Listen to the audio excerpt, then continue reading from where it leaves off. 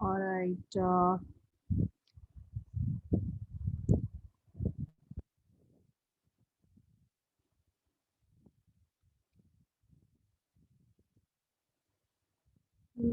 Screen share कर देती हूँ। प्लीज कोई मुझे ये बता दे कि लास्ट टाइम जो है मेरा जहाँ तक ख्याल है कि हमने एक पूरा चैप्टर जो है वो कंप्लीट कर लिया था। That was probably chapter number 14 और 15। Let's check.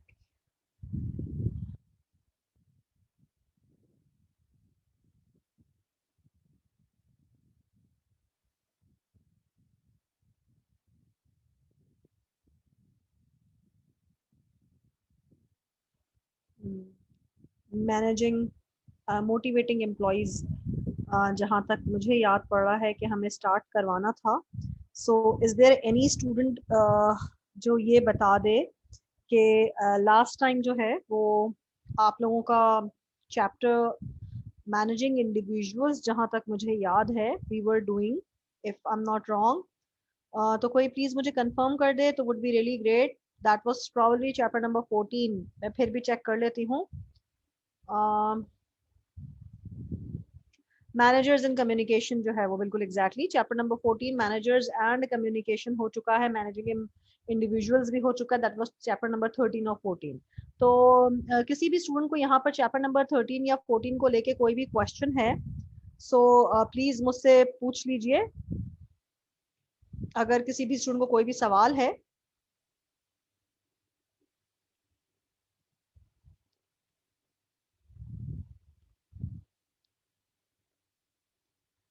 तमाम तर स्टूडेंट्स को स्क्रीन शेयर मैंने कर दी है। आपको स्क्रीन नजर आ रही है?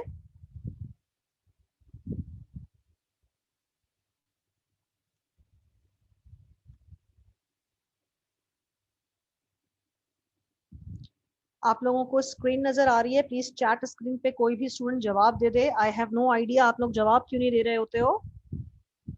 स्क्रीन शेयर कर दी है चैप्टर नंबर 15 की आपके साथ।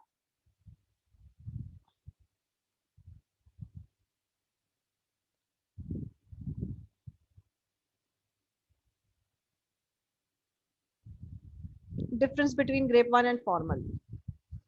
Nadeem, Sahil, last lecture recorded था, उसके बावजूद भी आप ये बात कर रहे हो कि ग्रेप वाइन और फॉर्मल कम्युनिकेशन। ग्रेप वाइन क्या है? इनफॉर्मल कम्युनिकेशन है। What is the difference between informal communication and formal communication? क्या ये बात आपको नहीं पता? आपने बिजनेस कम्युनिकेशन क्लियर कर लिया है तभी मेरे ख्याल से आप फंडामेंटल ऑफ मैनेजमेंट में एनरोल्ड हैं, आई बिलीव। ठीक है।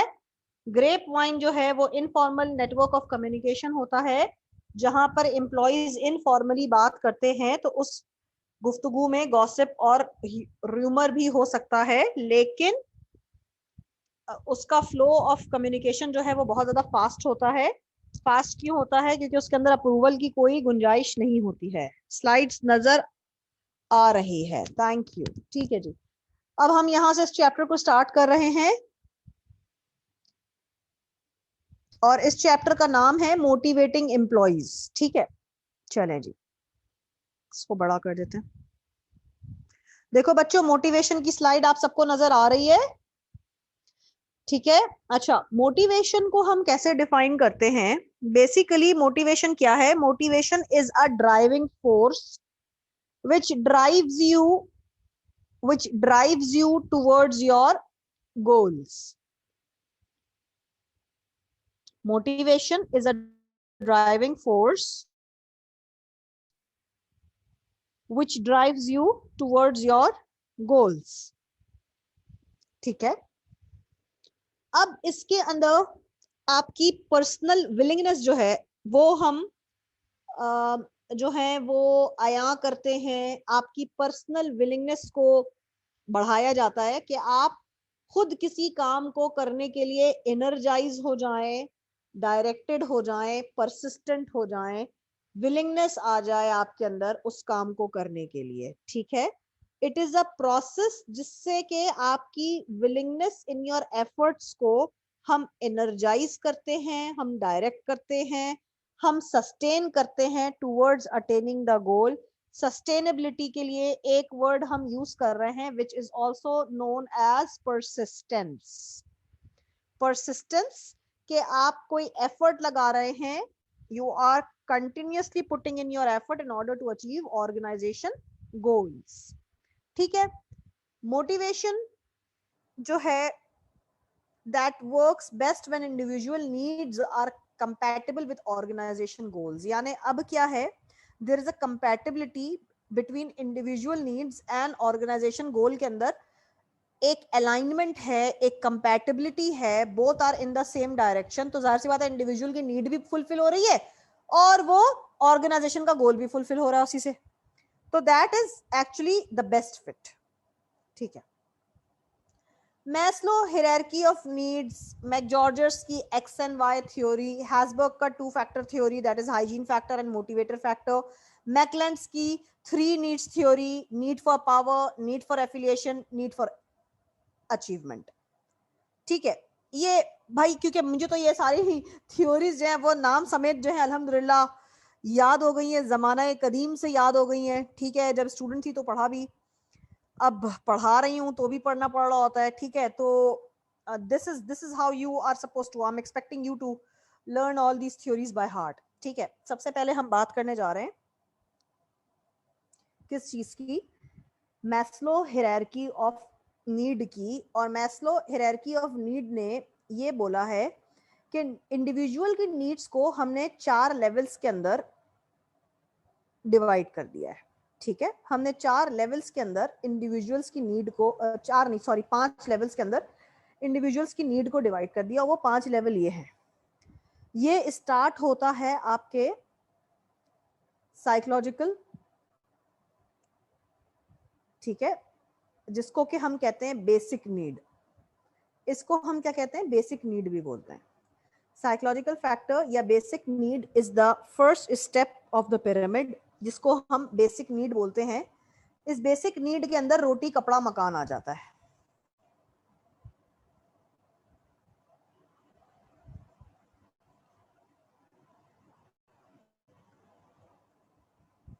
स्लाइड्स चेंज नहीं हो रही हैं, ये कैसे पॉसिबल है कि स्लाइड चेंज नहीं हो रही है। अच्छा जी बेटा अब नजर आ रहा है आप लोगों को?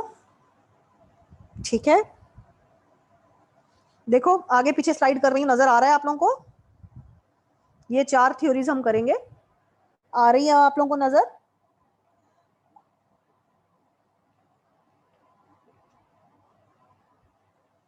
ऑलराइट सलमा, ठीक है। अच्छा जी, इसके अंदर देखो ये चारों थ्योरीज हम मोटिवेशन की करेंगे और ये चारों जो है इसके अंदर मैस्लो हायरार्की ऑफ नीड्स है जिसके अंदर 5 लेवल है। मैकजॉर्जर की एक्स एंड वाई थ्योरी है। एक्स थ्योरी वो लोग जो काम नहीं करना चाहते हैं, वाई थ्योरी जो काम करना चाहते हैं। हैसबर्ग का 2 factor theory, hygiene factor and motivation factor. Hygiene factor, absence or inappropriate use of which causes dissatisfaction, whereas motivation factor causes satisfaction. मैकलेंड्स के 3 नीड्स के लेवल, एक need for power, need for affiliation and need for achievement. ठीक है। आगे आ जाते हैं, इनको अभी हम डिटेल में डिस्कस करने जा रहे हैं। मैस्लो हायरार्की ऑफ नीड के लिए यहाँ पे क्या लिखा हुआ है इसको हम थोड़ी देर के लिए अवॉइड करते हैं। यहाँ आ जाओ। ये 5 लेवल हैं जिनके ऊपर मैस्लो हायरार्की ऑफ नीड्स जो है वो डिवाइड हुई है। ये सबको नजर आ रहा है?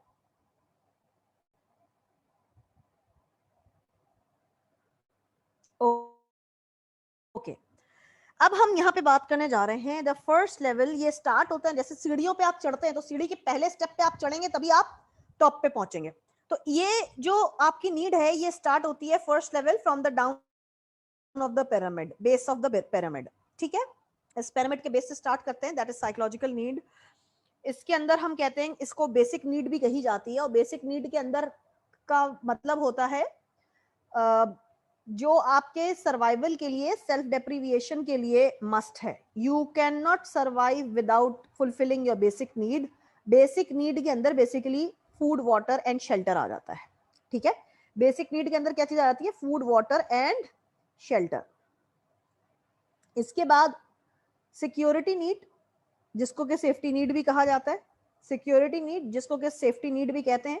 सिक्योरिटी नीड का मतलब होता है, अब ये वो नीड हो जाती है जैसे for example if I am working, तो मेरा जो वर्किंग कंडीशन है वो सिक्योर है। कोई ऐसा तो नहीं कि मुझे कोई इलनेस हो जाए खुदा ना खास्ता, मैं जो काम कर रही हूँ तो मेरी सैलरी में से प्रोविडेंट फंड या ग्रेजुटी का अमाउंट डिडक्ट हो रहा है, तो वो जब मैं आफ्टर रिटायरमेंट मुझे सिक्योरिटी प्रोवाइड कर दी जाएगी, तो वो क्या है, मेरी सेविंग हो रही है। मेरी सेविंग हो रही है किस चीज के लिए? मेरी सिक्योरिटी के लिए, कि जब मैं रिटायर हो जाऊंगी तो आफ्टर माय रिटायरमेंट क्या होगा, मुझे वो अमाउंट दे दिया जाएगा। That we call is safety या सिक्योरिटी नीड। ठीक है। थर्ड स्टेप है सोशल नीड। सोशल नीड का मतलब होता है कि आपके ताल्लुकात, एक एम्प्लॉय है वो ऑर्गेनाइजेशन में काम कर रहा है, उसके ताल्लुकात उसके पीयर्स से, उसके कोवर्कर से, उसके बॉस से, उसके सबऑर्डिनेट से कैसे हैं। ठीक है। Then you reach the category of self esteem. ठीक है। Self esteem is a position where you actually seek some sort of recognition, कि हाँ जी लोग मुझे जाने कि मैं कौन हूं, लोग मेरे काम को सराहें, मेरे काम को अच्छा समझे, मेरी तारीफ हो। That we call is self-esteem. And then the fifth last step is self-actualization.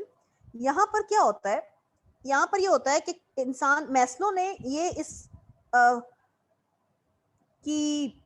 Theory की थोड़ी सी ये एक डिसएडवांटेज है कि मैस्लो ने खुद ये बात कर दी है कि 100% नीड किसी भी ह्यूमन बीइंग की पॉसिबल ही नहीं है कि फुलफिल हो। Any individual can never fulfill its need. इसके लिए मैं एक एग्जांपल देती हूँ, यहाँ पे थोड़ा सा लेमैन का वर्ड यूज कर रही हूँ, लेकिन चलो, जैसे इंसान की भूख होती है, हर इंसान की एक ठरक होती है, इसको समझाने के लिए बहुत जरूरी है कि वो, हम ये कहते हैं वो कभी भी कंप्लीट, भूख उसकी कभी खत्म नहीं होती, उसको जितना भी पैसा दे दो ना, वो कहता है मुझे, उसकी लालच कभी खत्म नहीं होती, कहता है मुझे और चाहिए। ठीक है। तो ये सेल्फ एक्चुअलाइजेशन वाले स्टेप के अंदर क्या होता है कि you have now fulfilled everything, सब कुछ है, लेकिन फिर भी आपके पास और की गुंजाइश है कि और भी मुझे मिले। और ये एक लेवल ऐसा आता है कि फिर आप कुछ दूसरों का भला भी, अपना भले के साथ साथ दूसरों के भले का भी सोच रहे होते हैं, कुछ वेलफेयर एनजीओ खोल लेते हैं, कुछ अब आप सोसाइटी को देना शुरू करते हैं। ठीक है। तो that is what is self actualization. Are these all 5 levels clear to every student? Please reply me on the chat screen.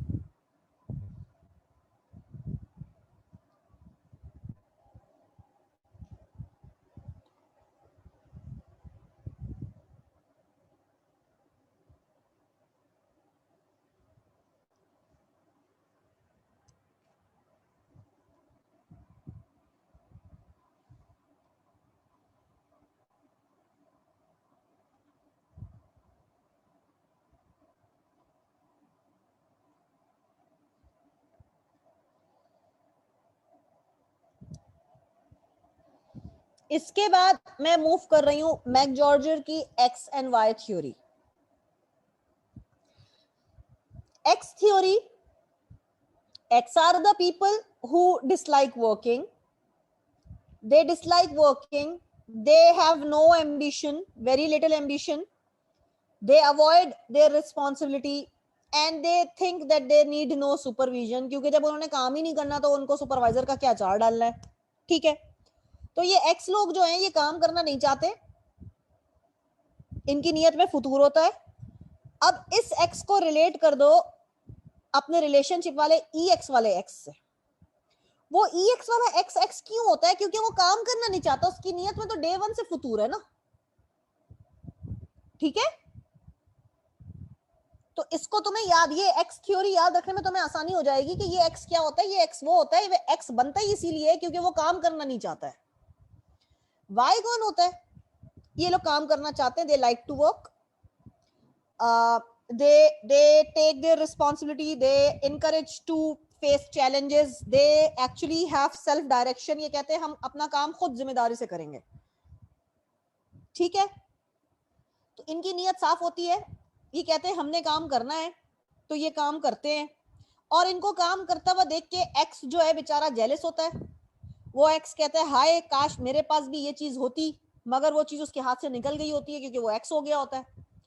तो क्या होता है कि अब एक्स भी काम करना शुरू करता है, अब दोबारा कहता है मैं वो गलती नहीं करूंगा, अब मैंने भी अपनी नीयत साफ रखनी है ताकि मैं भी मुकाम किसी जिंदगी में किसी डेस्टिनेशन पे पहुंच जाऊं, मेरी भी जिंदगी का कोई मकसद हो। तो क्या है, इसको हम कहते हैं मोटिवेशन थ्योरी। क्या होता है, वो एक्स जो है वो वाई को देख के जेलस होता है, और वाई को देख के सीखता है कि देखो वाई कितना तरक्की पे पहुंच गया है, उसको सब कुछ मिल गया है, तो अब मैं भी काम करना शुरू कर दूं, तो वो वाई को देख के भी शुरू हो जाता है काम करना। ठीक है। Motivation is maximized by participative decision making, interesting jobs and good group relations. ये समझ आता है कि 3 फैक्टर मोटिवेशन के लिए बहुत जरूरी हैं। अगर तो डिसीजन मेकिंग में मेरी भी मर्जी शामिल है तो मैं पार्टिसिपेट करूंगी। अगर मेरी जॉब इंटरेस्टिंग है, कुछ ना कुछ नया हो रहा है, कुछ चैलेंजिंग हो रहा है, तो भी मैं पार्टिसिपेट करूंगी। और अगर मेरा काम की जगह पर सबके साथ ताल्लुकात अच्छे हैं, तो भी सब लोग मेरी वाह वाह कर रहे हैं, तो भाई तब भी मैं काम करूंगी। तो ये 3 चीजें कहते हैं कि ये एजम्पशन है कि मोटिवेशन को मैक्सिमाइज करने के लिए ये 3 चीजें बहुत जरूरी है। अब बात करते हैं हम हैसबर्ग मोटिवेशन हाइजीन थ्योरी। हैसबर्ग की motivation hygiene theory. Hygiene factors are extrinsic factors that create job dissatisfaction. Actually, that does not create job dissatisfaction, but when used inappropriately, they create job dissatisfaction. यहाँ पे प्लीज थोड़ा सा change करें, edit करें. These factors actually directly don't create dissatisfaction. इसको मैं आपको दिखाती हूँ कैसे. ये है हाइजीन फैक्टर. सैलरी कभी भी डिससेटिस्फैक्शन कॉज नहीं करेगी.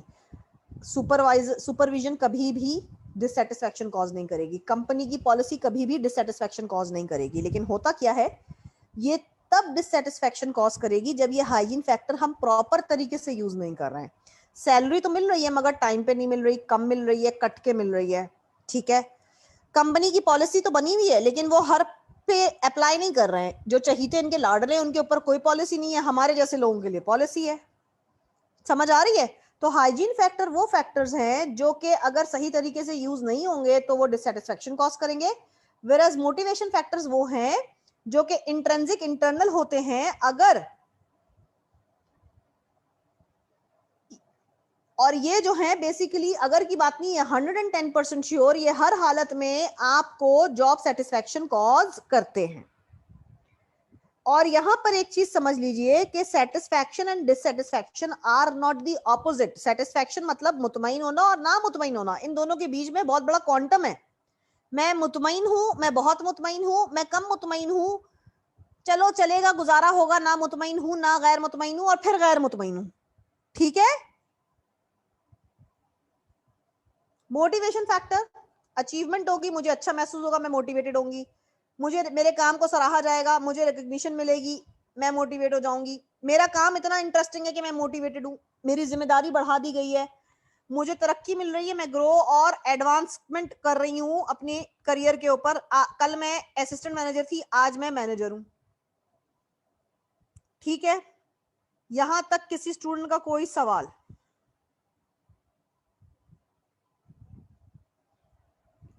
हाइजीन फैक्टर बोलो, किसी का कोई सवाल? अच्छा, आप लोगों को कोई इस तरह का क्वेश्चन होता है कि आप अगर ये समझ रहे होते कि पूरी थ्योरी अगर रिपीट करी जाए या क्लैरिटी की जाए तो आप लोग इसी लेक्चर को दोबारा सुन लीजिएगा, आपको क्लियर हो जाएगी. ठीक है. बिकॉज इस तरीके से बार बार पूरे पूरे पॉइंट्स रिपीट करना at times is not possible. ठीक है. अब आ जाते हैं हम आगे. हाइजीन फैक्टर, अगर मेरा सुपरवाइजर मेरे साथ इक्वालिटी के साथ, इक्विटी, फेयरनेस और बराबरी के साथ ट्रीट नहीं कर रहा है, मुझे डिमोटिवेशन हो जाएगी, डिससेटिस्फैक्शन हो जाएगी. कंपनी की पॉलिसी तो एग्जिस्ट कर रही है बट वो सिर्फ कुछ लोगों पे अप्लाई होती है, कुछ लोगों पे अप्लाई नहीं होती, मुझे डिससेटिस्फैक्शन कॉज हो जाएगा. रिलेशनशिप मेरे सुपरवाइजर से बहुत ही ज्यादा बिगड़े हुए, वो हर चीज पे मुझे कहते हैं नो सारा दिस इज नॉट पॉसिबल, तो क्या होगा, मुझे डिससेटिस्फैक्शन कॉज होगा. वर्किंग कंडीशन, मुझे अच्छा क्यूबिकल नहीं दिया हुआ, मेरे कमरे का एसी काम नहीं कर रहा है, मुझे डिससेटिस्फैक्शन कॉज हो जाएगा. मेरी सैलरी टाइम पे नहीं आ रही है, मुझे डिससेटिस्फैक्शन कॉज हो जाएगा. मेरे कोलीग्स के साथ, मेरे पीयर्स के साथ मेरे ताल्लुकात अच्छे नहीं है, कोई मेरी हेल्प नहीं करता, कोई मेरे साथ लंच नहीं करता, कोई मुझसे गैर जरूरी बात नहीं करता, मुझे डिससेटिस्फैक्शन कॉज हो जाएगा. पर्सनल लाइफ मेरी झंड हुई है, डिससेटिस्फैक्शन कॉज हो जाएगा. ठीक है. फिर क्या हो जाता है भाई, सबऑर्डिनेट्स के साथ भी मेरे ताल्लुकात अच्छे नहीं है, हर वक्त वो लोग मेरी बुराइयां करते हैं, मेरे पीठ पीछे सिर्फ मेरे मुंह पे यस बॉस करते हैं, मुझे डिससेटिस्फैक्शन कॉज हो जाएगा. मेरी कोई वर्थ ही नहीं है, कोई स्टेटस नहीं है, कोई पोजीशन नहीं है, मुझे डिससेटिस्फेक्शन कॉज हो जाएगा। मेरी कोई सिक्योरिटी नहीं है, जॉब से जब मैं रिटायर होंगी तो रिटायरमेंट के वक्त मेरे कोई पैसे मुझे नहीं देंगे ये लोग, तो मुझे डिससेटिस्फेक्शन कॉज हो जाएगा। ठीक है, आगे बढ़ते हैं। अब हैसबर्ग कहता है सेटिस्फैक्शन और डिससेटिस्फाई एक क्वांटम है, और इन दोनों के बीच में हमें एक मिड पॉइंट निकालना है। सबसे पहले मैं सेटिस्फाइड हूं और फिर मैं सेटिस्फाइड नहीं हूं। There is a difference. मैं सेटिस्फाइड हूं, मैं मुतमईन हूं, फिर मैं मुतमईन नहीं हूं। मैं मुतमईन नहीं हूं और मैं, इसका मतलब ये भी नहीं है कि मैं बिल्कुल ही गैर मुतमईन हूं। ना मैं मुतमईन हूं और ना मैं गैर मुतमईन हूं, और फिर एक कोना है कि मैं बिल्कुल गैर मुतमईन हूं। These are the 4 parts of the quantum, जो कि ट्रेडिशनल व्यू के अंदर है। और हैसबर्ग कह रहा है कि सेटिस्फैक्शन, मुतमईन होना और ना मुतमईन होना दोनों मोटिवेटर फैक्टर है। डिससेटिस्फाइड ना होना और डिससेटिस्फाइड होना ये दोनों हाइजीन फैक्टर के अंदर है। Dissatisfaction related to hygiene factor, satisfaction related to motivation factor. अब आ जाते हैं हम मैकलेंड्स की 3 थ्योरी नीड्स के ऊपर। मैंने छुट्टे के साथ ही वो लिया था Nash, that is need for achievement. ये वो लोग होते हैं जो सिर्फ काम को फोकस्ड होते हैं, इन्हें काम करना है, इन्हें एक्सेल करना है, इन्हें कुछ भी हो जाए बस काम, टास्क अचीव होना चाहिए। ठीक है, इन्हें बाकी दुनिया से मतलब नहीं है, बस इनका टास्क अचीव हो जाए। कुछ लोग होते हैं जो कहते हैं भाई काम गया भाड़ में, लोग गए भाड़ में, मुझे तो अपनी पावर प्यारी है, मेरे पीछे जो ना मुझे एक रीवो मिलनी चाहिए, उस रीवो के पीछे 2 अदद गार्ड बैठे हुए हो और मैं दुनिया जहां में जो ना शो मारते हुए घूमूं, क्योंकि मेरे लिए पावर जो ना वो सबसे ज्यादा अहमियत रखता है, ताकि मैं दूसरों को इन्फ्लुएंस कर सकूं। जब मैं गुजरूं तो हर कोई मुझे पलट पलट के देखे, ताकि मैं अपने बिहेवियर से दूसरों को इन्फ्लुएंस कर सकूं। क्लियर है? तो मेरे लिए क्या चीज जरूरी है? मेरे लिए पावर जरूरी है। ठीक है, फिर हम बात करते हैं नीड फॉर एफिलिएशन। अब क्या है, लोग कहते हैं काम गया भाड़ में, पावर गई भाड़ में। ये कहते हैं मेरे लिए लोग जरूरी हैं, जो लोग हैं ना उनसे मेरे ताल्लुकात खराब नहीं हो बस। ये होते बेचारे मीठी छुरी जिसको कहते हैं, ये हर से मीठे बन के रहते हैं, कहते भाई कुछ भी हो जाए ना, मेरे ताल्लुकात खराब नहीं होने चाहिए इस बंदे से। ठीक है, तो ये 3 टाइप की नीड्स होती हैं लोगों के अंदर, और लोगों के अंदर ये तीनों नीड्स का कॉम्बिनेशन भी हो सकता है, उनकी नीड वेरी भी कर सकती है। उनके अंदर इन तीनों में से एक नीड ज्यादा हो सकती है, बाकी 2 नीडें कम हो सकती हैं। ठीक है, यहां तक किसी स्टूडेंट को कोई सवाल?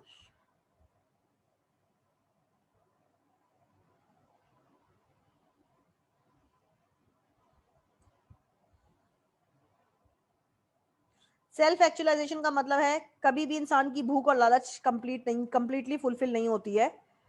जितनी चीज बढ़ती जाएगी वो और की चाहत बढ़ती जाती है, और ठीक है। इसके बाद एक बच्चे ने बोला था सेल्फ स्टीम बता दे। सेल्फ स्टीम का मतलब है कि मैं अब रिकग्निशन है, मेरा नाम मशहूर है, लोग मुझे मेरे नाम से जानते हैं, that is self esteem for me, that people recognize me through my work. ठीक है, इसके बाद आ जाते हैं भाई, कोई सवाल? फवाद, क्लास से गायब हो बेटा तुम आजकल।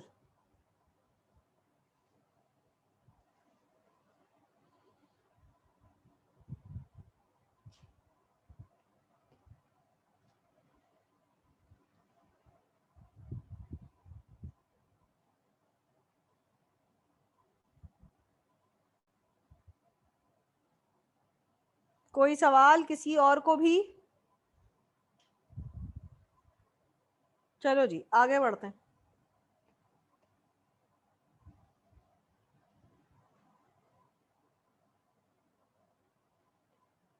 अब हम कहते हैं कॉन्टेम्परेरी थ्योरीज के ऊपर हम आ गए हैं। ठीक है, कॉन्टेम्परेरी थ्योरीज क्या होती हैं?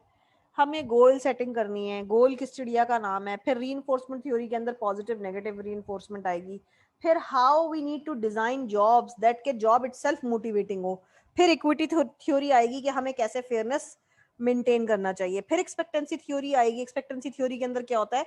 High effort will lead to high performance, high performance will lead to high reward, high reward will lead to high satisfaction for need, and everything high will be actually providing you a good productivity. सबसे पहले हम बात करते हैं goal setting theory के ऊपर। Goal setting theory का मतलब है कि अब हमें अपने गोल्स को सेट करना है। गोल्स को सेट करते हुए हमें इस बात का ख्याल रखना चाहिए कि goal should always be smart. जब भी हम गोल सेट कर रहे होते हैं, गोल सेट करते हुए हमें इस चीज का ख्याल रखना चाहिए कि goals should always be smart. S for specific, M for measurable, A for attainable, R for realistic, T for time bound. Smart, specific, measurable, attainable, realistic, time bound. अगर ये टाइम बाउंड और ये सारे स्मार्ट नहीं होंगे गोल, तो गोल basically frustration develop करेगा। अरे ये मुझे दे दिया, अब ये क्या करूं, मैं कैसे करूं, कुछ पता ही नहीं है, मुझे स्पेसिफिक ही नहीं किया गया है कि मुझे कैसे करना है। ठीक है, मेजरेबल, मैंने कितना परसेंटेज काम कर लिया मुझे खुद नहीं पता। अटेनेबल, जानू का हो तो चांद तारे तोड़ लाऊं, जान को भी पता है, जानू को भी पता है, बेवकूफी की बात हो रही है। अटेन करना पॉसिबल ही नहीं है, तो ये गोल रियलिस्टिक ही नहीं है।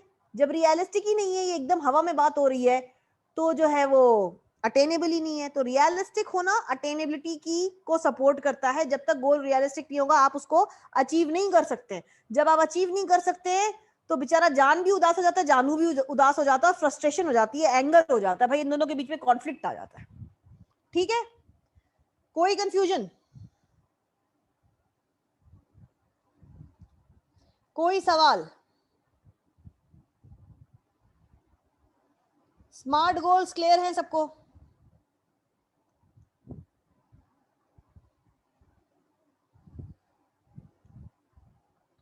Benefits of participation in goal setting. अब हम गोल के अंदर लोगों को शामिल करते हैं, गोल सेट करते हुए लोगों का इनपुट भी शामिल करते हैं।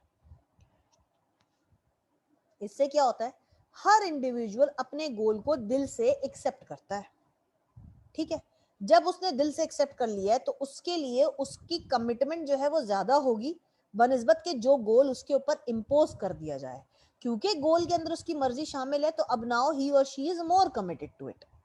ठीक है, फिर हम बात करते हैं प्रोवाइड फॉर सेल्फ फीडबैक, यानी internal locus of control. Self feedback, अगर मैं फेल होता हूं या मैं पास होता हूं, इसकी जिम्मेदारी मुझ पर है।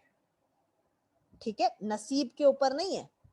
And guides behaviour and motivates performance. Self efficacy, self efficacy का मतलब है अपनी काबिलियत के ऊपर खुद एतमादी, अपनी काबिलियत के ऊपर खुद एतमादी। ठीक है, आगे बढ़े। अब बात करते हैं हम गोल सेटिंग थ्योरी के ऊपर। गोल जो है वो हम सेट कर रहे हैं, स्पेसिफिक हो रहा है, डिफिकल्ट है, चलो कोई मसला नहीं है, हो जाएगा। Goals are public individuals has internal locus of control. Self set goal, commitment बढ़ जाती है, एक्सेप्टेबिलिटी बढ़ जाती है, लोग खुद पार्टिसिपेट करना शुरू करते हैं, फिर लोग मोटिवेट हो जाते हैं। मोटिवेट हो जाएंगे तो अपनी अपनी काबिलियत के ऊपर खुद भरोसा होगा, कल्चर को भी बेनिफिट मिलेगा, और उसके बाद आपकी परफॉर्मेंस जो है वो हाई हो जाएगी। ठीक है, कोई यहाँ पर यहाँ तक किसी को कोई भी सवाल, कोई क्वेश्चन हो, तो please you can throw the question on to the chat screen. यहाँ तक सब कुछ ठीक है? कोई भी आपकी कोई कंफ्यूजन, कोई सवाल, कोई मिस इंटरप्रिटेशन, तो प्लीज पूछ लीजिए। सलमा, फवाद, माज, नईम, सबको क्लियर है? नदीम साहब,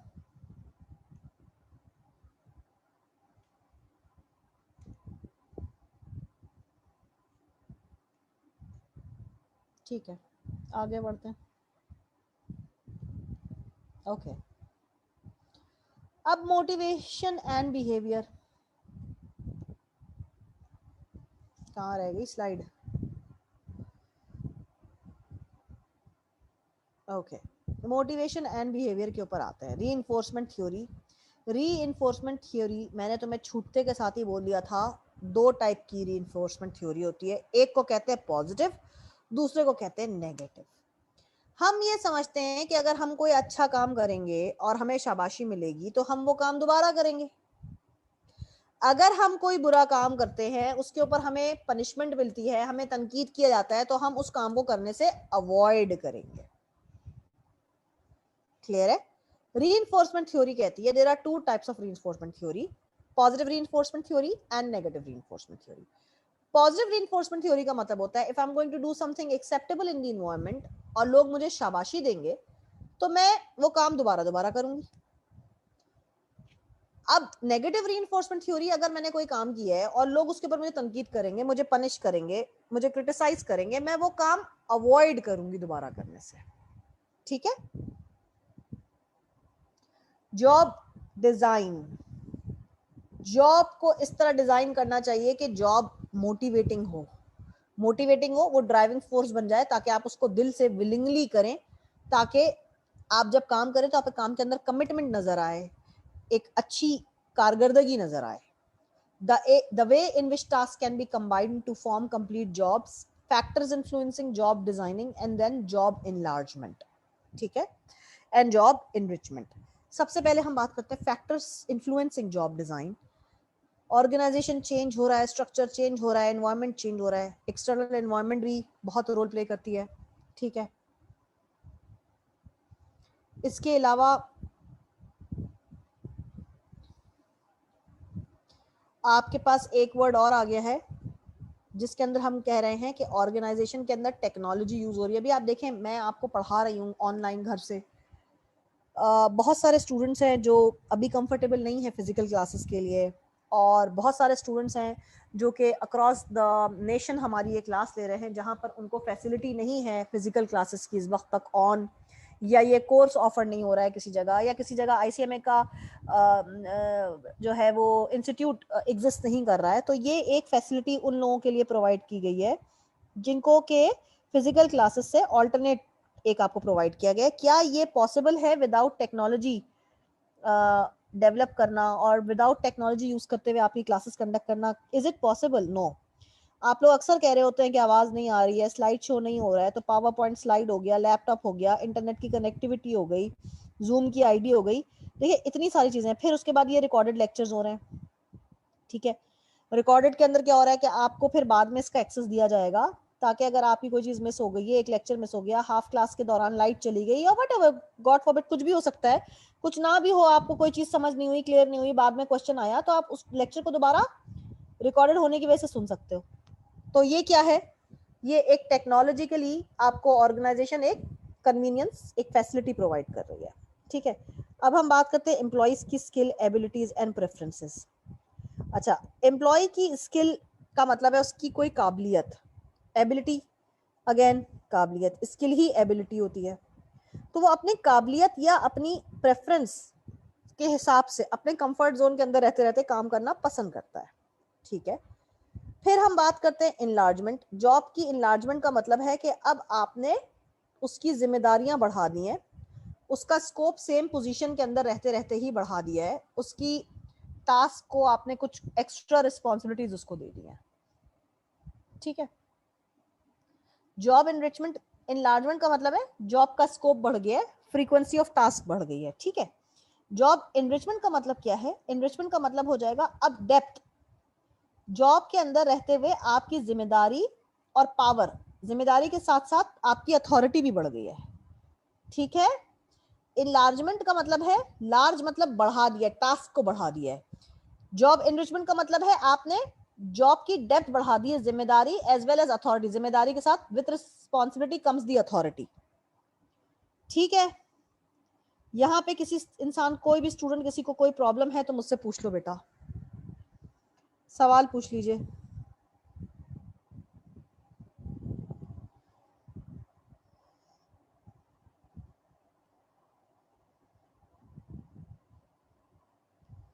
अच्छा जी, job characteristics model JCM model है। JCM मॉडल कहता है a conceptual framework of designing motivating jobs that create meaningful work experience that satisfy employ growth needs. अब ये क्या है? एक फ्रेमवर्क है जिसको हम डिजाइन करते हैं कि काम को किस तरीके से, काम के एक्सपीरियंस के थ्रू हम अपने एम्प्लॉयज की नीड को सेटिस्फाई कर सकें, काम के एक्सपीरियंस के थ्रू हम अपने एम्प्लॉयज की नीड को सेटिस्फाई कर सकें। ठीक है, इसके अंदर 5 प्राइमरी जॉब कैरेक्टरिस्टिक्स होते हैं। सबसे पहले स्किल वैरायटी।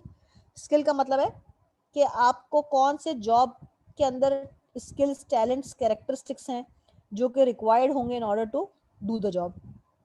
क्या स्किल रिक्वायर्ड होगा आपको in order to perform your duties on a job.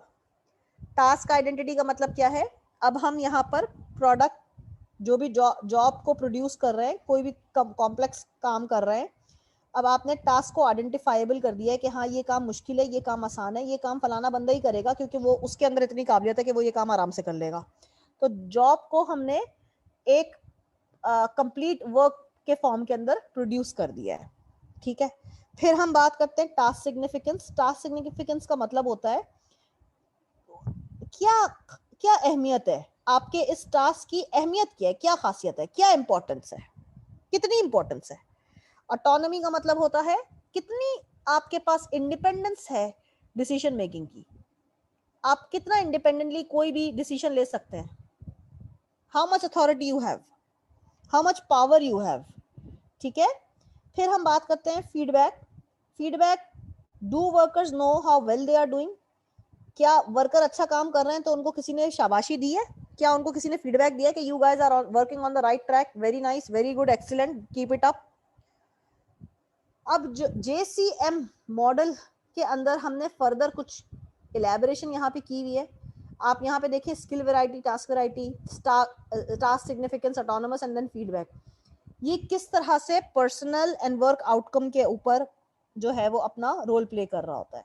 ठीक है, जितना आपके पास एक्सपीरियंस आ जाएगा, जितना आप मीनिंगफुल काम करेंगे, उतना आपका motivation, internal motivation at work बढ़ जाएगा। ठीक है, आपकी परफॉर्मेंस के अंदर इंप्रूवमेंट नजर आएगी, आपकी सेटिस्फैक्शन लेवल बढ़ जाएगा, आप एब्सेंट नहीं होंगे कभी भी, आप कभी भी ऑर्गेनाइजेशन छोड़ के जाने की बात नहीं करेंगे। ठीक है, अब हम बात करते हैं कि हमेशा ये बहुत ज़रूरी है कि हम जो काम कर रहे हैं, जो भी टास्क है, उसके अंदर और हमारे job dimension, core job dimension के अंदर लिंक हो। ठीक है, देखिए फॉर एग्जांपल कंबाइंड टास्क है, ये आपकी वैरायटी और टास्क आइडेंटिटी के ऊपर मयसर होगा। फ्रॉम न्यूट्रल वर्क यूनिट्स क्या है, अब ये आपकी सिग्निफिकेंस, आपकी खासियत क्या है। स्टैब्लिश क्लाइंट रिलेशनशिप, इसके अंदर फीडबैक बहुत ज़रूरी है, इसके अंदर आपकी स्किल्स बहुत ज़रूरी है, how well you handle your customers. Load vertically means upward downward, कितनी आपकी ऑटोनोमस डिसीजन मेकिंग से दोस्ती है। Open feedback channel, feedback directly, यहाँ तक किसी इंसान को कोई भी सवाल है तो बेटा पूछ लो।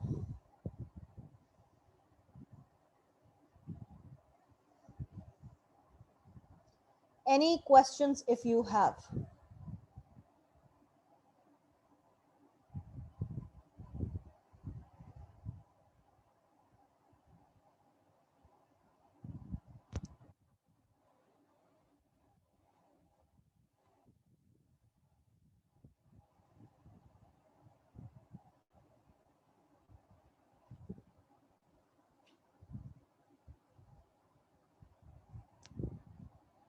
कोई सवाल किसी भी स्टूडेंट को है तो बेटा पूछ लो।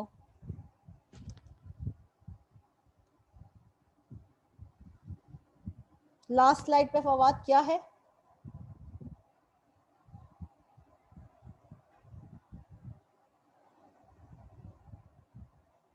ये ऐसे ही कोई खास नहीं है, ये गाइडलाइन दी जा रही हैं, इसमें कोई ऐसी चीज समझने वाली नहीं है। ठीक है, अब हम यहां आ जाते हैं यूजिंग द JCM।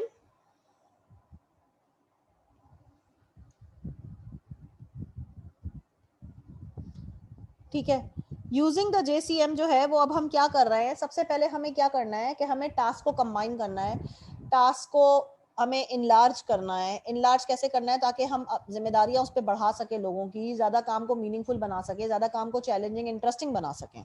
ठीक है, create natural work units to make employees work important and whole. अब क्या है नेचुरल वर्क यूनिट का मतलब क्या है कि अब एम्प्लॉयज जैसे जिसके साथ जो गेट अलॉन्ग बेहतर तरीके से कर रहा है, तो किसी को फोर्सफुली हम नहीं जाके बोल रहे हैं कि आप इस टीम में काम कर रहे हैं, जो जिसके साथ जिस तरीके से नेचुरल एम्प्लॉय कोई टीम बनी हुई है as a whole, as a whole means हर कोई जो है वो पार्ट ऑफ द डिपार्टमेंट है। ठीक है, Establish external and internal client relationships to provide feedback. अब फीडबैक कौन देता है? आपके कस्टमर्स दे रहे होते हैं, तो उन कस्टमर्स के साथ आपके ताल्लुकात अच्छे होना बहुत ज़्यादा ज़रूरी हैं, ताकि फीडबैक के अंदर कोई ग्रीवेंस आ रही है, कोई नेगेटिविटी आ रही है, तो 1-on-1 डिस्कशन करके उसको हम रिजॉल्व कर लें। एक्सपैंड जॉब वर्टिकलिटी का मतलब क्या होता है कि आप किसको रिपोर्ट कर रहे हैं, आपकी रिपोर्टिंग लाइन क्या है। एम्प्लॉय जो हैं वो डिसीजन मेकिंग के अंदर शामिल होने चाहिए, तो उनका बहुत अच्छा जो है वो ताल्लुक होना चाहिए विद द टॉप मैनेजमेंट। और इनरिचमेंट का मतलब एक तरीके से कह लें, so that you have chances of being promoted. ठीक है। ओपन फीडबैक चैनल्स, ताकि एम्प्लॉयज को पता हो कि किससे क्या बात करनी है, किस तरीके से करनी है, एम्प्लॉयज भी एम्पावर्ड हो। अगर कोई बात एम्प्लॉय को तंग कर रही है, एम्प्लॉय किसी बात को लेकर नाखुश है, तो वो एम्प्लॉय अपनी बात टॉप मैनेजमेंट के सामने रख सकें। कहीं ऐसा ना हो कि बस वो ढकी छुपी चीजों के अंदर डर के मारे वो कुछ भी ना बोलें, तो दैट वोंट बी फेयर। ठीक है।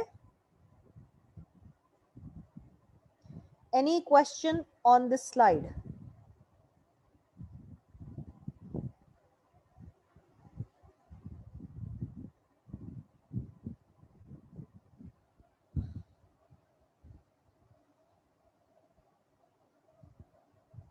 Any question on this slide? आगे बढ़ रही हूं मैं। Equity theory. इक्विटी थ्योरी का मतलब है, इक्विटी का मतलब ही होता है इंसाफ, जस्टिस। एम्प्लॉय को ये लगना चाहिए कि जो भी जॉब सिचुएशन है, जो भी आउटकम है, in relation with what they put the input, there is a balance between the input and the output. ठीक है, there is a balance between the input and the output. ठीक है, एक special ratio है, एक relevance है। If the ratio are perceived as equal, equal मतलब बराबरी, जितना इनपुट दे रहे हैं उतना ही हमें रिजल्ट मिल रहा है, तो that is fairness. If the ratio are perceived unequal, अब मैं इनपुट तो बहुत दे रही हूँ बट मुझे आउटपुट नजर नहीं आ रहा है, सो नाउ द इनइक्वालिटी का कॉन्सेप्ट आ जाता है, यानी अब इक्वालिटी नहीं है। और इसकी वजह से क्या होता है, एम्प्लॉय जो हैं वो जस्टिस सीख करते हैं, उन्हें ग्रीवेंस होता है, वो कहते हैं हमारे साथ बराबरी नहीं की जा रही, हमारे साथ फेयर ट्रीटमेंट नहीं है, और वो एब्सेंट होना शुरू हो जाते हैं और वो ऑर्गेनाइजेशन छोड़ के जाना शुरू हो जाते हैं, which is actually not good. Equity theory के अंदर क्या होता है, एम्प्लॉय जो है और responses to perceive inequities distort their own to other ratios, यानी अब डिस्टॉर्शन है इनपुट और आउटपुट के बीच में। आप दूसरों induce others to change their own inputs और आउटकम्स, यानी वो कहते हैं कि हम अपना, दूसरों को बोलते हैं कि आप अपना इनपुट चेंज करें ताकि उनके आउटकम्स के अंदर फ्लक्चुएशन नजर आए। चेंज, अपना इनपुट चेंज करें ताकि इंक्रीज करें या डिक्रीज करें अपने एफर्ट्स को, ताकि आपके आउटकम के अंदर ग्रेटर रिवॉर्ड्स नजर आए। Choose comparison, recent, other person, systems और सेल्फ। क्विट देयर जॉब, कुछ भी नहीं हो पाता तो अपनी नौकरी छोड़ देते हैं। Employees are concerned with both the absolute and relative nature of organization reward. Absolute मतलब complete and relative का मतलब है कि reward should be based on performance. ठीक है, यहाँ पर ये बात हो रही है कि आउटकम और इनपुट के अंदर देखें इनइक्वालिटी कहाँ है, जब outcome of the A divided by input of the A is actually less than the outcome of B and input. अगर less than है तो inequity हो गई, इक्वल है तो इक्विटी हो गई, ग्रेटर देन है तो भी इनइक्विटी है। ठीक है, तो लेस देन में और ग्रेटर देन में इक्विटी नहीं है, लेकिन इक्वल टू मींस इक्विटी। अच्छा, अब इसके अंदर डिस्ट्रीब्यूटिव जस्टिस है। डिस्ट्रीब्यूटिव जस्टिस में हम कहते हैं कि perceived fairness of the amount of allocation of rewards among individual, that is who perceived what, influence and employee satisfaction। अब हम कहते हैं हर चीज बराबर तकसीम होनी चाहिए। ठीक है, रिवॉर्ड में जो बंदा रिवॉर्ड डिजर्व करता है, जिसका काम था, उसी को हम जो है वो कोई भी रिवॉर्ड दे। प्रोसीजर का मतलब है, अब ये बंदा काम करे ना करे, ठीक है, क्या होता है प्रोसीजर के हिसाब से उसका इंक्रीमेंट बनता है, ईद का बोनस है, तो ये जस्टिस है। Procedure, fairness and process use determine the distribution of reward, that is how who received what. Procedure है, अगर हम कह रहे हैं कि साल में ईद का बोनस आता है तो ईद का बोनस हम सबको देंगे, ठीक है, effects on employee organization commitment, इससे क्या होता है, और एम्प्लॉय जब अपनी ऑर्गेनाइजेशन से मजीद कमिटेड हो जाते हैं कि भाई इस दफा परफॉर्मेंस नहीं थी मेरी, ठीक है, इस दफा मेरी परफॉर्मेंस इतनी ज्यादा नहीं थी, मैंने अपने टारगेट मीट नहीं किया, लेकिन फिर भी मेरा ईद का बोनस आया है, ठीक है, क्योंकि वो ओकेजनल हम बोनस डिवाइड कर रहे होते हैं, तो बोनस हम रोकते नहीं है. Now it is not actually, it's a part of the, this type of bonus is actually the part of the procedure of the system, ठीक है. इसके अंदर आपकी परफॉर्मेंस बेस्ड कोई भी बोनस नहीं है ये, ठीक है. एक्सपेक्टेंसी थ्योरी का मतलब है high effort will lead to high performance, will lead to higher goals and will lead to higher satisfaction for need. Individual goals, individual effort will lead to high individual performance, will lead to high rewards, and then high individual goals will be satisfied. Any question? यहाँ पर कोई सवाल है किसी बच्चे को?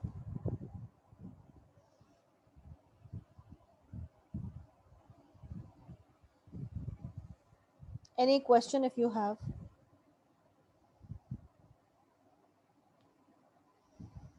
किसी भी स्टूडेंट को कोई भी सवाल है तो बेटा पूछ लो.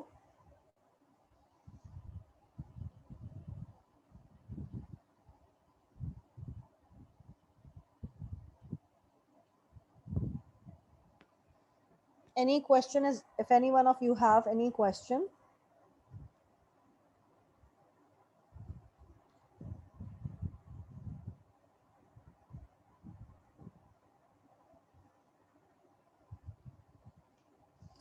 And then there is a link.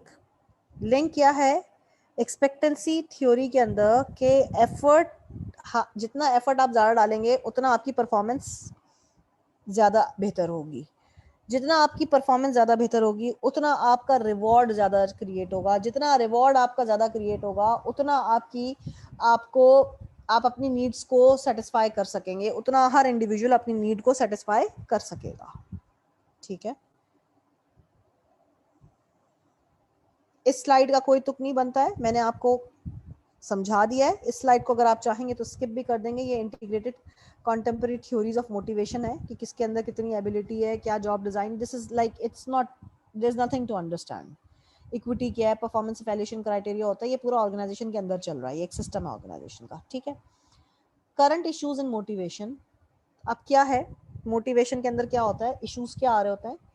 Individual बेहतर कभी कभी काम कर रहे होते हैं, ठीक है, और टीम के अंदर उनका आउटपुट इतना अच्छा नहीं होता है, तो प्रॉब्लम आ जाती है कि भाई बेहतर था, मैं अकेले ही काम कर रहा था.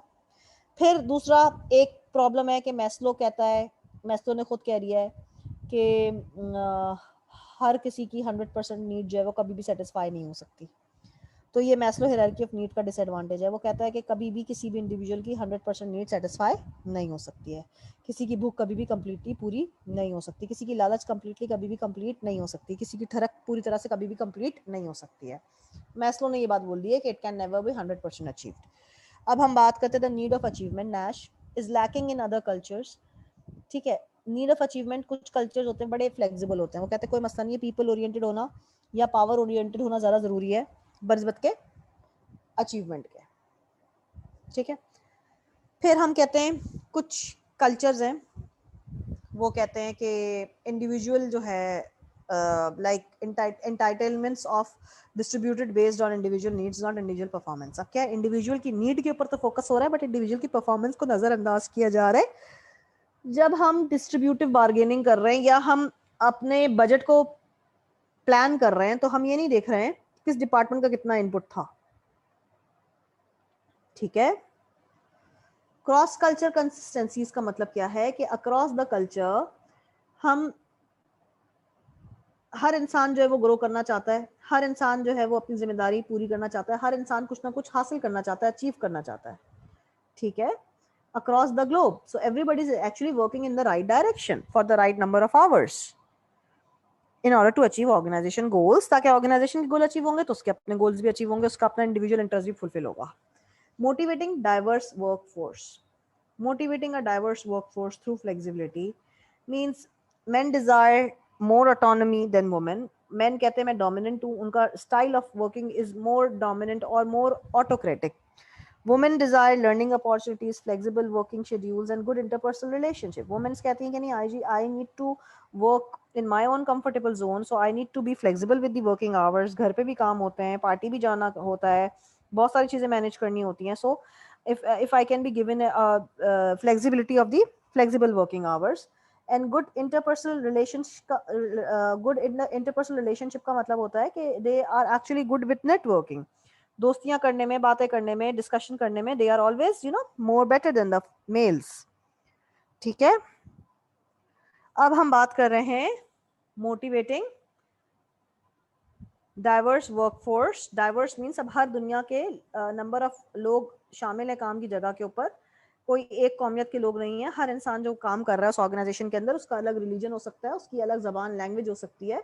सो now we have diverse workforce. ठीक है, कॉम्प्रेस्ड वर्क वीक का मतलब होता है कि आपके longer daily hours but fewer days, like 4 days, may be 3 days in a week. तो आपके वर्किंग आवर्स जो है वो 10-10 घंटे हो गए, 3 दिन के अंदर 30 घंटे, instead of working 6 hours, like 8 hours और 9 hours, 10 hours आप काम करो।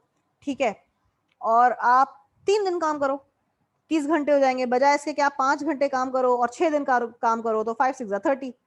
तो आप 5 दिन काम करना पसंद करोगे, या आप 6 दिन काम करना पसंद करोगे 5 घंटे, या आप 3 दिन काम करना पसंद करोगे 10 घंटे। तो of course we all will be thinking कि 3 दिन हमें छुट्टी मिल जाएगी, हम कुछ और काम कर सकते हैं। So we would like to work longer hours but fewer days. ठीक है, फ्लेक्सिबल वर्किंग आवर्स, और राइट, या I really love flexi timings.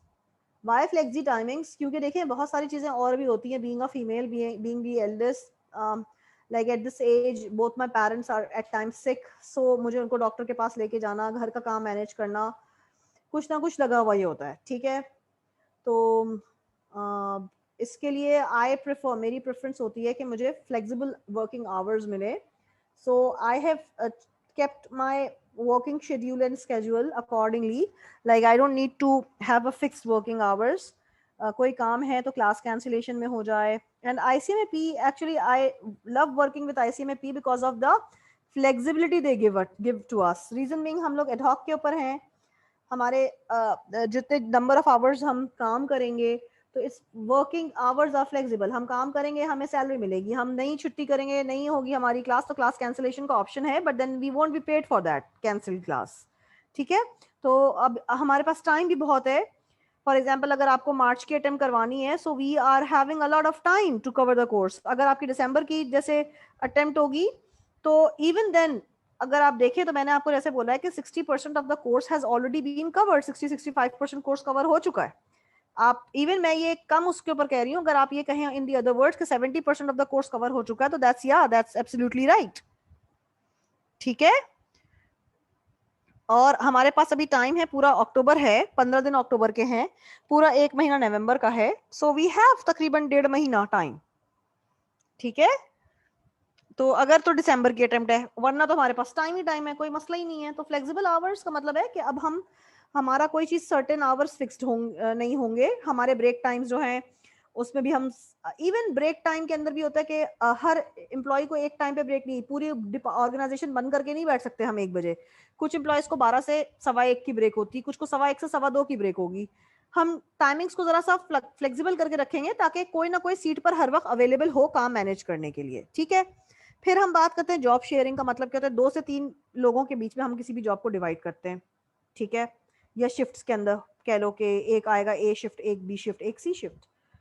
So full time job के ऊपर क्या होता है, people are split into accordingly, the calm is split, divided into 3 or 4, whatever the number of people we have। telecommuting आपके सामने है, we are working use from home, you are connected on this class from your home, sitting at home, you're taking your classes। Likewise, I am taking the lecture, I'm delivering the lecture sitting at home। So how is that possible? Through telecommuting। ठीक है, telecommuting means you using technology in order to stay connected with the work or do the work from home। Motivating professionals, सबसे पहले हम बात करते हैं कि professionals किन लोगों को कहा जाता है। ठीक है, प्रोफेशनल्स वो लोग होते हैं जो कमिटेड होते हैं और जो एक्सपर्टीज रखते हैं किसी भी काम के लिए। ठीक है, जो कमिटेड होते हैं और जो एक्सपर्टीज रखते हैं किसी भी काम के लिए, those expertise could be for short term as well as long term. Those expertise could be for short term as well as long term. ठीक है, फिर हम बात करते हैं loyalty is to their profession not the employer. वो अपने profession, अपने काम के साथ लॉयल्टी निभा रहे होते हैं, वो अपने एम्प्लॉयर के साथ लॉयल्टी नहीं निभा रहे होते हैं, वो अपने प्रोफेशन को ज़्यादा इम्पॉर्टेंस दे रहे होते हैं. फॉर एग्जाम्पल, या teaching is a very highly ethical profession. So we need to be loyal to the profession but not the employer. We need to be loyal actually to the students.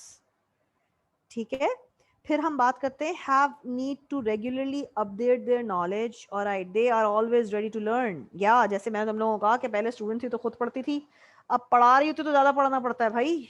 पहले कभी इतना नहीं पढ़ा जितना पढ़ाते पढ़ाते पढ़ना पड़ रहा होता है. डन है.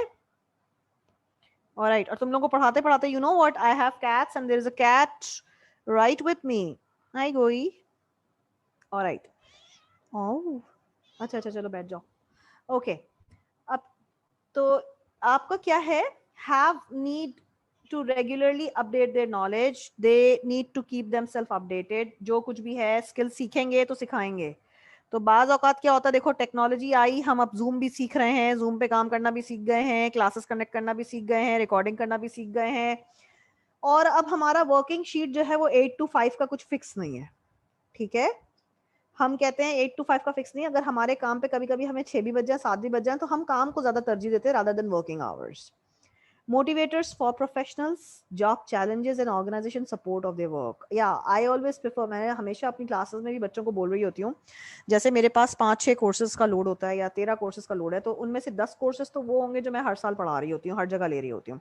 But 3 courses I always prefer taking new ones because I want to stay tuned, stay updated. For example, इस सेमेस्टर के अंदर मेरे पास DHS सुफा यूनिवर्सिटी का डिजिटल मार्केटिंग का कोर्स है.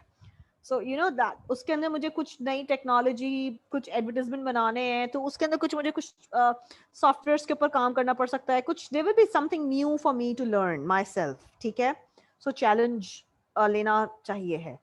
और उसके अलावा क्या होता है कि अब अगर मुझे कोई ऐड बनाना है, मुझे कोई सॉफ्टवेयर चाहिए और मुझे अपने लैपटॉप पे इंस्टॉल करवाना होगा सॉफ्टवेयर को, so of course I will be looking up कि मेरी ऑर्गेनाइजेशन जो है वो मुझे रिसोर्सेज प्रोवाइड करे.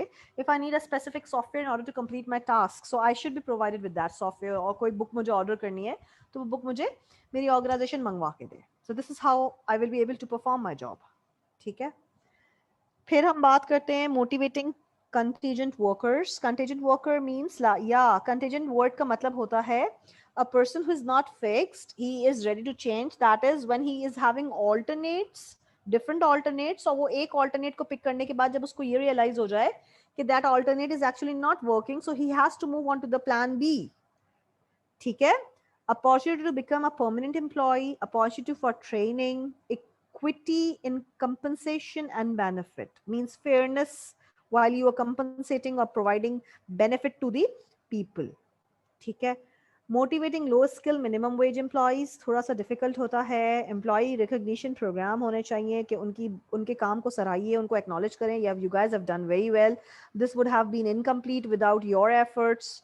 उनको प्रेस करें, उनको सिंसियरिटी के साथ जो है वो उनको आप किसी भी डिसीजन मेकिंग के अंदर उनको उनका भी मशवरा शामिल करें, so that they also feel importance कि मुझे भी इम्पोर्टेंस दी जा रही है, I am important for the organisation, या I add value in the organisation. So they should realise this.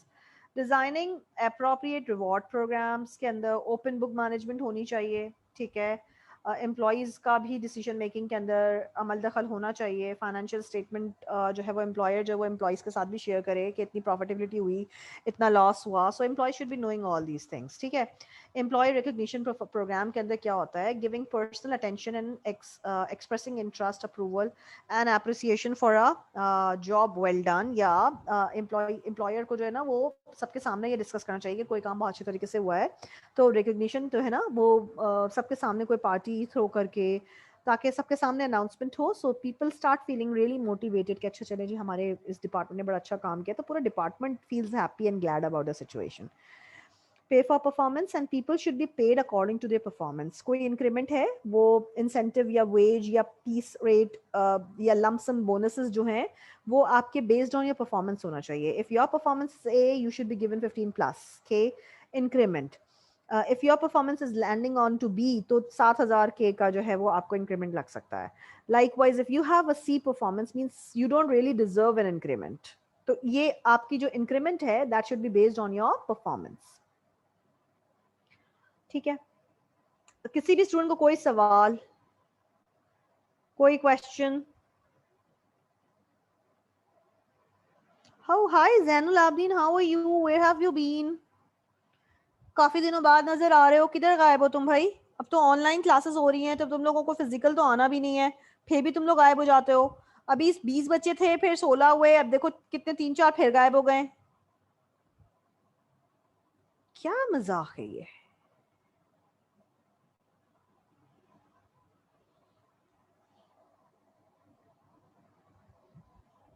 Uzair आ रहा होता है, सलमा आती है, सलमा बीच में गायब हो गई थी. ठीक है. जैनुल आबदीन भी गायब था, क्यों गायब था पता नहीं. उसके बाद क्या है, मरियम एक कोई नई बच्ची है शायद, I guess.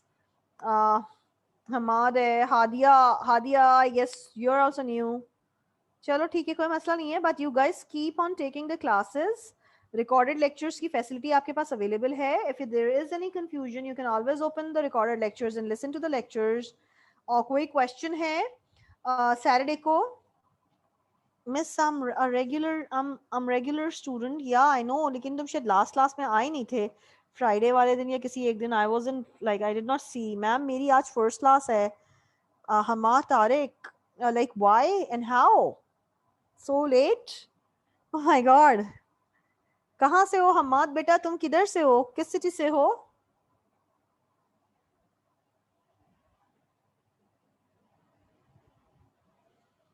Okay Zainul Abideen, may be I just don't remember. किसी आपका नाम मुझे नजर आप आ नहीं थे. I mean I may be my bad, I missed it.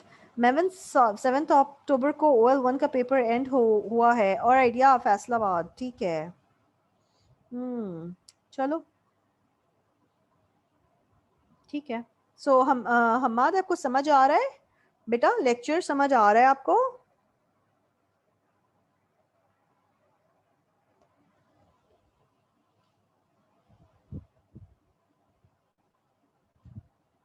Alright, that's good good. ठीक है जी. अब हम बात करते हैं कि हमें किस तरीके से अपने एम्प्लॉयज़ को मोटिवेट करना चाहिए.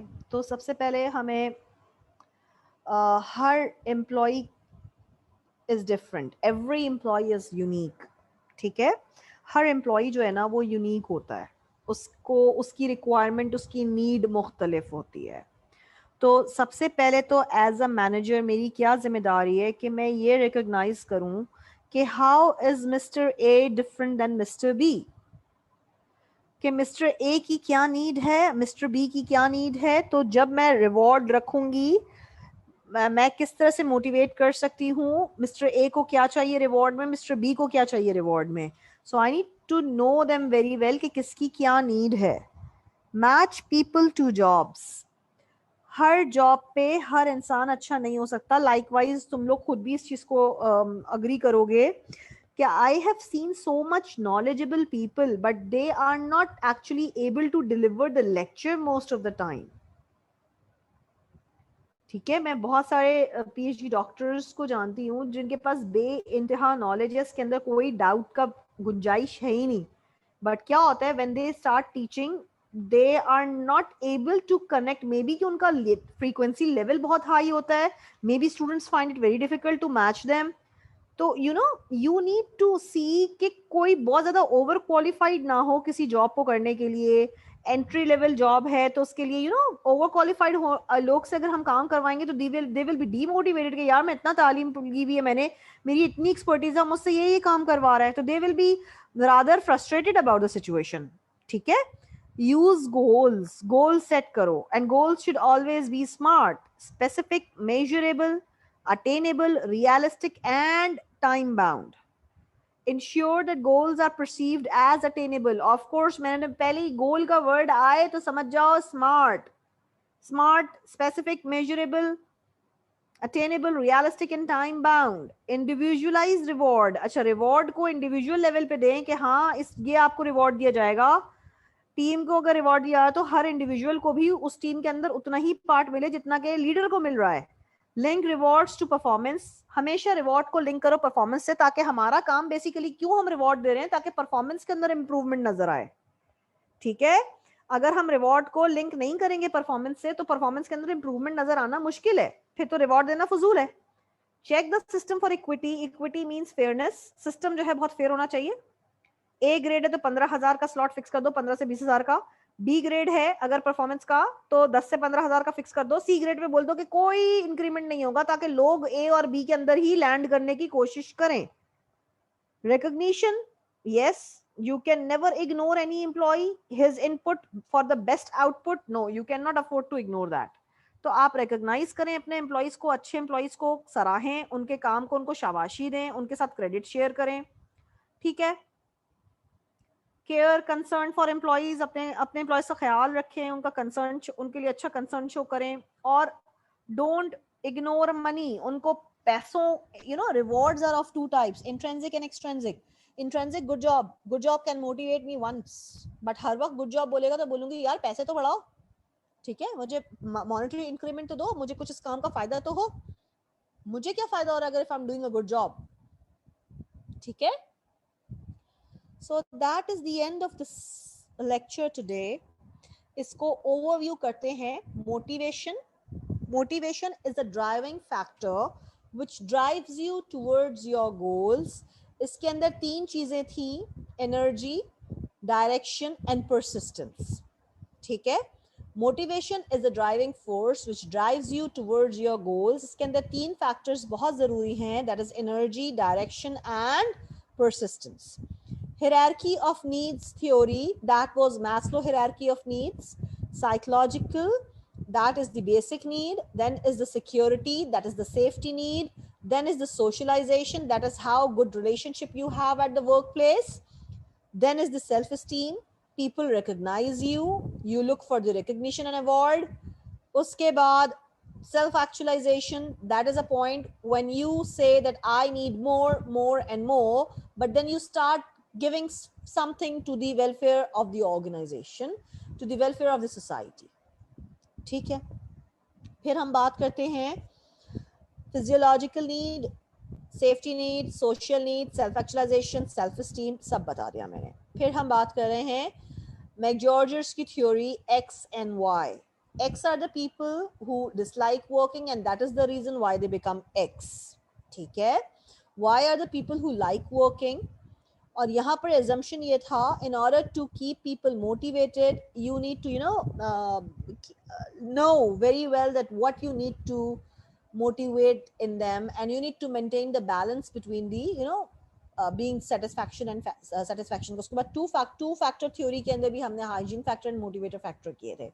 तो motivation factor and जो आपका hygiene factor है, that is, hygiene factor क्या है? Absence of which causes dissatisfaction or inappropriate use of which causes dissatisfaction. Dissatisfaction is not the opposite of being dissatisfied. So there is a quantum between being satisfied and then not satisfied and then not dissatisfied and then last thing is dissatisfied, right? Motivators are the factors which causes motivation or energizes you. ठीक है. फिर हम बात करते हैं 3 needs theory, that was Macklin's की theory, जिसके अंदर Nash, need for achievement, NPAW, need for power, NAF, that is need for affiliation.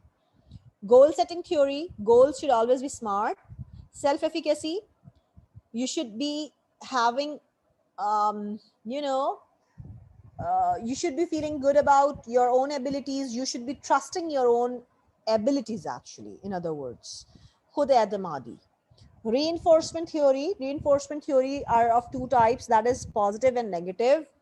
Positive reinforcement theory is like, if something is acceptable and I get recognition, I get acknowledgement, yeah, good job, I will be doing that thing again. But if I get a criticism, if I get punished for doing something, I'm going to avoid doing it again. That is positive and negative reinforcement. Then job design karte hue, we need to keep certain things in mind, that job enrichment, job enlargement किस तरह से करना है, किस तरह से आपको job itself को motivated रखना है, ठीक है, job का क्या scope है, and then you know enlargement and enrichment दोनों चीजें इसके अंदर आ गई. Any question from any, अच्छा और भी चीजें हैं. उसके बाद हमने job की depth की बात की, फिर JCM model पढ़ा. JCM model, ठीक है, that is job characteristics model. किस तरह से जो है वो हम मोटिवेट करते हैं, आपको इनपुट देते हैं, आपके एक्नॉलेजमेंट लेते हैं, जॉब इनलार्जमेंट करते हैं, एनरिचमेंट करते हैं, वी कीप यू इन्वॉल्व्ड, कि आपको किस तरह से रिवॉर्ड किया जाए, फिर रिवॉर्ड्स होते हैं, फिर this is the whole process. फिर skill variety, task identity, task significance, autonomy, feedback, equity. अच्छा, ये feedback, autonomy, task significance and task identity actually and skill variety are the components of JCM. ठीक है. फिर हम बात करते हैं इक्विटी थ्योरी. इक्विटी थ्योरी के अंदर भी हमने दो चीज़ें पढ़ी हैं. कौन सी दो चीज़ें थी? Distributive justice and procedural justice. ठीक है. इक्विटी थ्योरी, बराबरी करना. डिस्ट्रीब्यूटिव मतलब हम बराबर का रॉ मटेरियल डिस्ट्रीब्यूट करेंगे, किसको कितना रॉ मटेरियल मिलेगा, ये हमें थोड़ा सा जस्टिस के साथ करना चाहिए. प्रोसीजर जो है वो फेयर होना चाहिए, and one it should be like one procedure should be followed for all. ठीक है. फिर referent, that is recommending someone for their good job and all. फिर expectancy theory के अंदर होता है that high effort will lead to high performance, will lead to high rewards, will lead to high satisfaction of individual needs. Then हमने बात की flexible hours की, flexi timings की.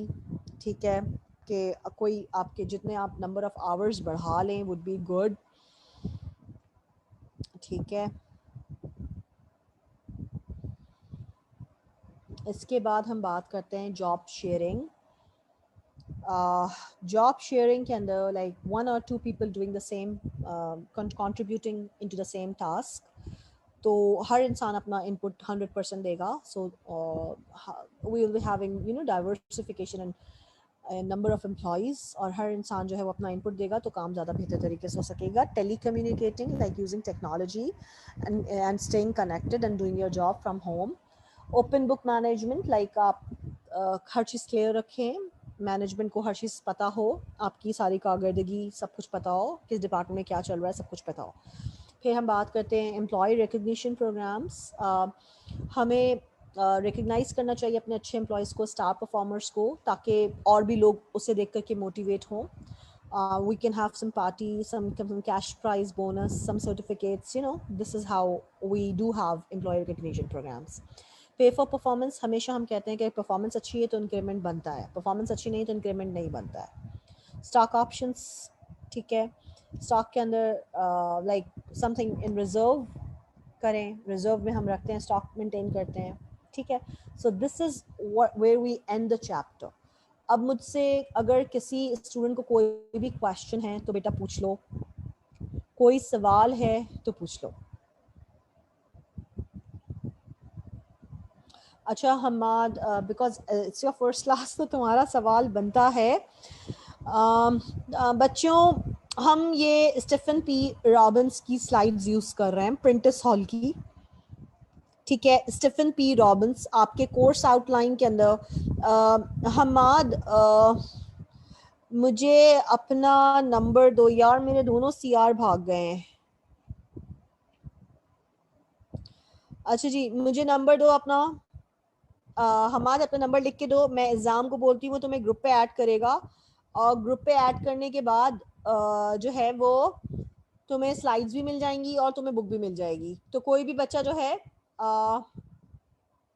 वो ग्रुप पे बुक और स्लाइड्स शेयर कर दे जिसके पास है, लेकिन पहले हमाद को ऐड हो जाने दो.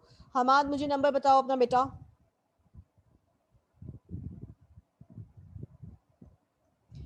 और प्लीज अगर आपके और भी बहुत सारे फ्रेंड्स हैं जो ये कोर्स ले रहे हैं तो एक साथ सब ऐड हो जाओ ग्रुप पे, और ताकि हम फिर एक दफ़ा ही आपको साथ आपके साथ मटेरियल शेयर कर दें. बार बार जो है, मैं ग्रुप में ऐड हो गया था कल. Okay, that's good.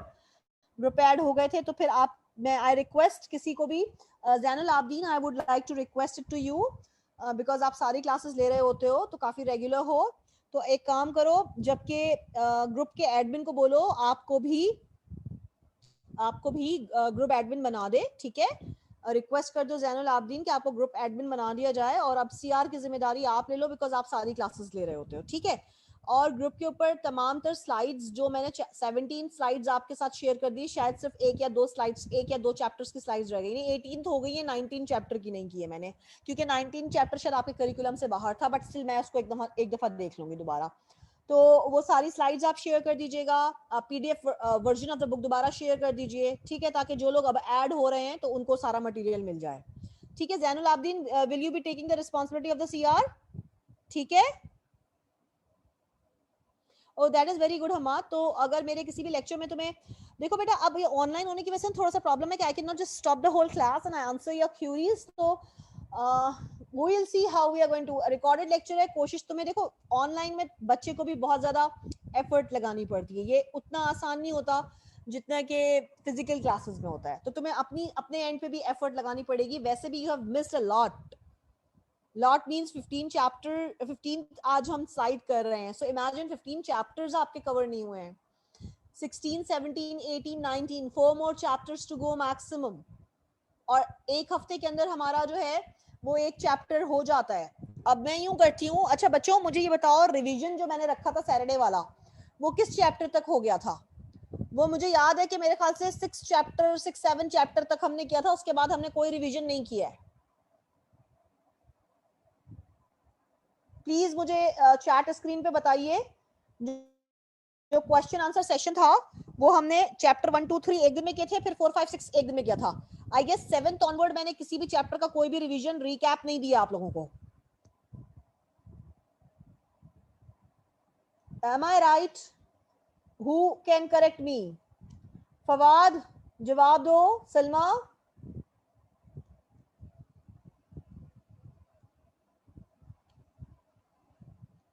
ठीक है, कल जो है कल मैं चैप्टर नंबर 7 8 9 का रिकैप देने जा रही हूँ।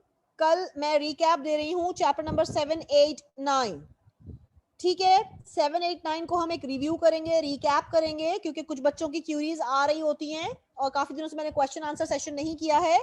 सो कल Friday I am calling for a review session for chapter number 7 8 and 9। Is it clear to every student? तो अहमद आप अपने बाकी फ्रेंड्स को भी बता दो कि कल चैप्टर नंबर 7 8 एंड 9 फ्रॉम ये आपका जो बुक है that is Stephen P Robbins के अंदर से चैप्टर नंबर 7 8 9 कवर करेंगे हम, ठीक है।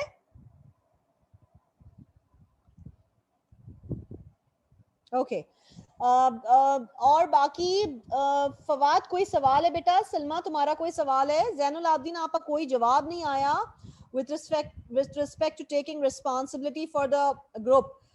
Jawad, will you like to, I mean Jawad बोल रही हूँ, Fawad would you like to take this responsibility? Fawad या जैनुल आबदीन कौन ये responsibility लेना चाह रहा है? बताओ फवाद। जैनुल आबदीन इंटरेस्टेड नहीं दिख रहे सीआर बनने में, जल्दी जल्दी जवाब दो चैट स्क्रीन के ऊपर।